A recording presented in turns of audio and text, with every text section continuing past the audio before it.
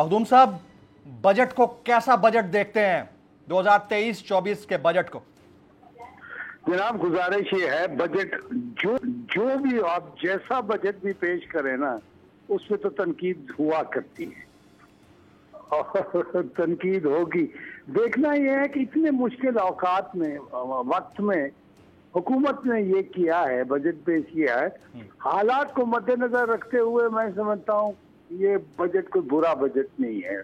Right. इसमें देखिए, इसमें तनख्वाहदार तबके का ख्याल रखा है, लोअर मिडिल क्लास का ख्याल रखा है, तो मैं तो समझता हूँ कि ये बैलेंस्ड है। हालात को मद्देनजर रखते हुए ये बैलेंस्ड बजट है। मखदूम साहब, आप वजीर खजाना रहे, उसके बाद वफाक के वजीर सेहत रहे, आपका एक पोर्टफोलियो है। अवाम का मसला सर बजट है या महंगाई है? अवाम का बड़ा मसला क्या है आपकी नजर में? जी, महंगाई है, सबसे बड़ा तो महंगाई है। अच्छा, और उसको एड्रेस करने में कामयाब हो रही है हुकूमत? गो के इन हालात में मैं नहीं समझता कि कामयाब हुए हैं। अभी तक इनकी कोई ऐसी पॉलिसी नहीं है जिससे महंगाई खत्म हो। तो आपको क्या लगता है कि किस एरिया में ज्यादा काम करना चाहिए था मखदूम शहाबुद्दीन साहब? जी देखिए, गुजारिश ये है, ये जो कमोडिटीज है ना, उनकी प्राइसेस में कमी होनी चाहिए।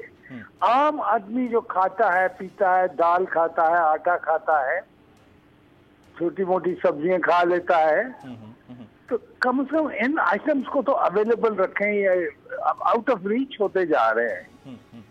गरीब आदमी के लिए बड़ा मुश्किल हो गया।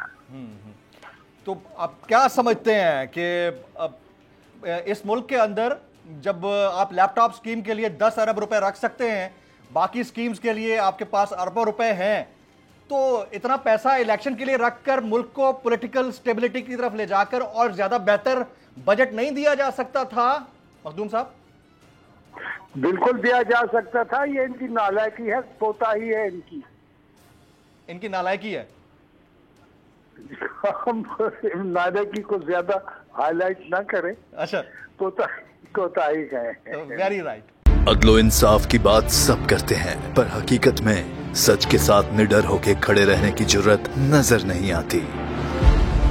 बोल ने तश्कील दी 10 कोर्ट रिपोर्टर्स की टीम, जो केस की बेस तक जा पहुंचे। पैनल पे सफे अव्वल के legal experts. Court round up Neelam Arshad के साथ, सिर्फ बोल पे। सब्सक्राइब करें और बेल दबाएं ताकि कोई खबर रह न जाए।